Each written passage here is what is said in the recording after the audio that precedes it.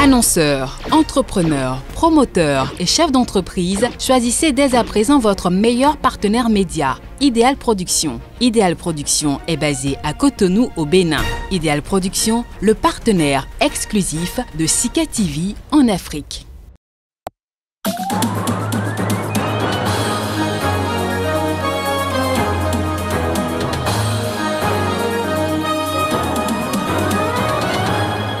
En Côte d'Ivoire, Laurent Gbagbo empruntera le pavillon présidentiel de l'aéroport d'Abidjan dès son retour le jeudi 17 juin prochain. Alassane Ouattara, l'actuel président de la République, a donné son feu vert.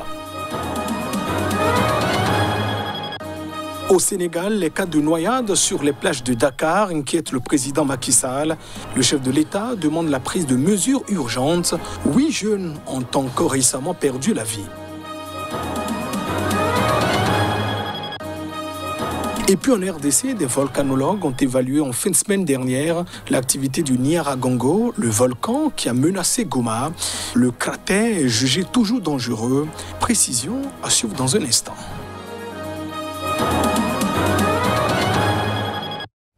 Et voilà pour le sommaire de ce journal. Bienvenue dans cette édition. En Côte d'Ivoire, l'ex-président Laurent Gbagbo, qui doit revenir jeudi prochain au pays après 10 années d'absence, sera accueilli au pavillon présidentiel à l'aéroport d'Abidjan. L'information a été donnée ce lundi par son parti, le Front populaire ivoirien. Les détails. Une conférence de presse pour informer de certaines dispositions pratiques prises pour accueillir l'ancien président Laurent Gbagbo qui revient au pays après son acquittement par la CPI. Le gouvernement, dans le sens de l'apaisement, n'entend pas déroger à sa parole à propos de ce retour de l'ancien président. Les honneurs dus à son rang lui seront rendus, commençant déjà par l'aéroport. Aujourd'hui, je confirme solennellement que le président Laurent Gbagbo arrivera à Abidjan le jeudi 17 juin 2021 par vol régulier venant de Bruxelles à 15h45 à l'aéroport Félix Houphouët-Boigny.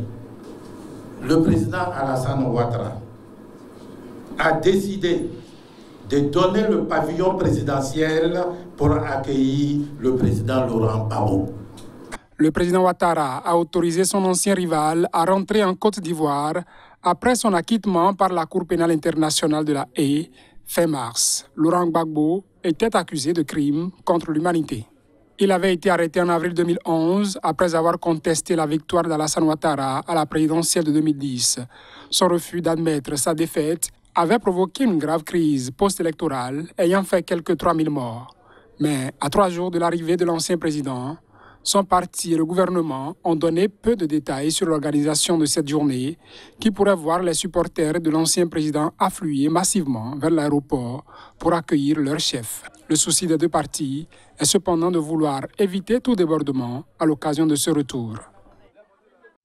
Et déjà, les habitants du village de l'ancien président Laurent Gbagbo, Gagnoa, ont débuté les festivités en attendant évidemment son retour prévu pour jeudi 17 juin prochain.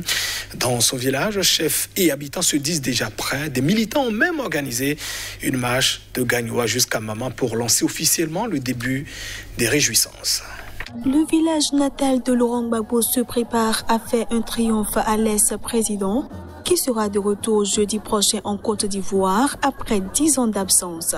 Respecter l'arrivée de Gbagbo, honorer l'arrivée de Gbagbo, une trentaine d'hommes et quelques femmes scandent en rythme ces mots en travaillant machette et pelle à la main.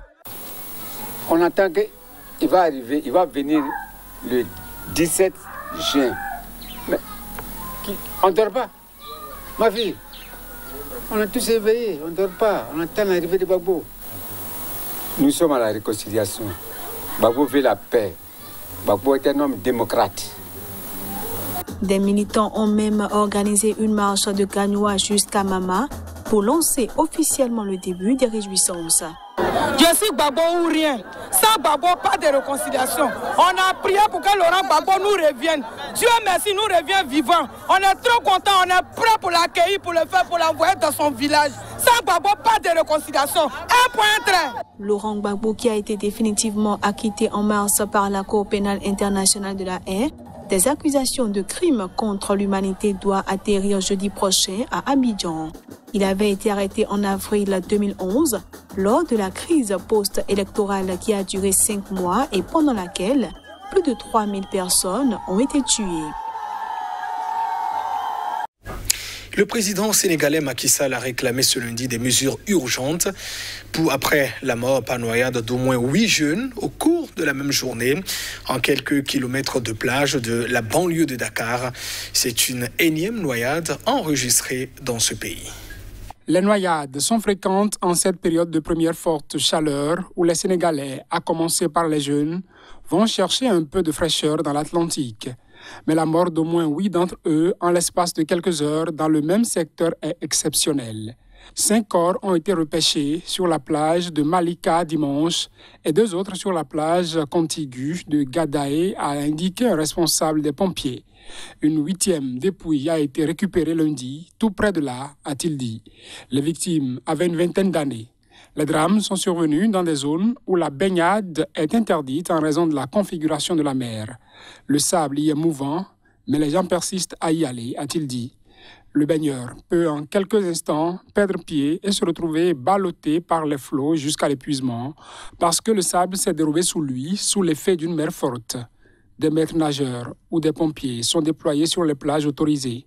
Mais les Dakarois se plaignent d'une bétonisation et d'une privatisation galopante du littoral qui les pousse à trouver l'accès à la mer là où ils peuvent dans une métropole en pleine expansion. Les interdictions de baignade sont peu appliquées. Le président a jugé ces mots intolérables. Il a demandé au gouvernement et aux collectivités des mesures urgentes pour une meilleure sécurisation des plages. Le Kenya va rouvrir son ambassade en Somalie dès que possible. C'est ce qu'ont donc annoncé ce lundi les autorités de Nairobi, répondant favorablement à une proposition de leurs voisins en vue de la normalisation des relations diplomatiques entre les deux pays. Le ministre somalien des Affaires étrangères avait adressé ce week-end un courrier à son homologue kenyan, l'invitant à rouvrir la représentation diplomatique kenyane à Mogadiscio, fermée depuis décembre après la rupture par la Somalie des relations diplomatiques entre les deux États. Suivant cette décision unilatérale qui intervenait en réponse aux violations politiques récurrentes et éhontées du Kenya contre sa souveraineté, l'ambassadeur kenyan à Mogadiscio avait été expulsé et l'ambassadeur somalien à Nairobi rappelé. Dans une lettre publiée lundi sur son compte Twitter, le ministère kenyan des Affaires étrangères annonce que le gouvernement de la République du Kenya prend acte et accueille favorablement l'invitation du gouvernement fédéral de Somalie à restaurer les relations diplomatiques entre la Somalie et le Kenya. Le gouvernement kenyan procédera à la réouverture de son ambassade à Mogadiscio dès que possible et invite l'ambassadeur de la République fédérale de Somalie à revenir à Nairobi et reprendre ses fonctions, ajoute-t-il. Le gouvernement somalien avait annoncé le 6 mai la reprise des relations diplomatiques avec le Kenya. Les autorités de Nairobi avaient alors simplement indiqué prendre note de cette initiative et attendre avec intérêt la poursuite de la normalisation des relations par les autorités somaliennes. Les deux voisins d'Afrique de l'Est, qui partagent 700 km de frontières communes et sont en théorie alliés dans la lutte contre les islamistes Shebab, nourrissent des relations tumultueuses. La Somalie a régulièrement accusé le Kenya d'ingérence, tandis que le Kenya a accusé Mogadiscio de chercher un bouc émissaire à ses problèmes internes. La rupture des relations diplomatiques en décembre 2020 est intervenue alors que le président kenyan Uhuru Kenyatta recevait à Nairobi le président de la République autoproclamée du Somaliland, non reconnu par la communauté internationale, et que Mogadiscio considère comme faisant partie intégrante de la Somalie. C'est une ascension qui se termine dans le brouillard, le vent, le froid et puis la poussière des cendres. Des volcanologues ont évalué en fin de semaine dernière l'activité du Nyiragongo, ce volcan qui a menacé la ville de Goma dans l'est de la République démocratique du Congo avec une éruption inattendue. C'était le 22 mai dernier.